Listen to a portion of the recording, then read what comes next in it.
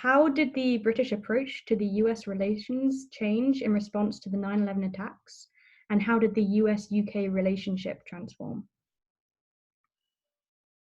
Well, you know, I've always, I don't know if you've heard me say this, but Ted has heard me say this 3 million times, that I've always had a problem with the phrase a special relationship to define relations between the United States and the United Kingdom, because I think it raises expectations that can't be met. It is to a strong degree obsolete, worn out its usefulness, and actually flatters to deceive, because if the United States has got any special relationship with anybody, it's with the State of Israel, and to a lesser extent with the Republic of Ireland, which I'm happy to explain if anybody wants me to explain, but not particularly with the United Kingdom.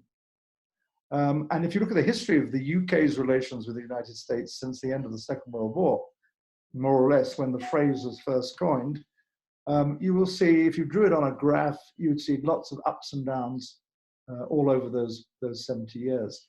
However, there have been lots of very close moments, in some ways even uniquely close moments, particularly where defense is concerned and where intelligence cooperation is concerned. And it's gone broader than that at certain very warm moments. For example, Macmillan and John F. Kennedy, Margaret Thatcher and Ronald Reagan, and Tony Blair and Bill Clinton, and then, to the astonishment of many people, Tony Blair and George W. Bush, who ideologically was somewhat different from Bill Clinton.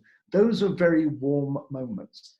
And I have to say that it was, when I was in Washington at the time, that when Tony Blair came out so quickly in support of the United States immediately after 9/11, in very emotive terms, actually, you might say was one of his finest speeches, which I think was to the Trades Union Congress of the United Kingdom, saying, we're with you now and we will always be with you. That hit such a high note, certainly in Washington, D.C., that you could say that at that moment, the relationship was special.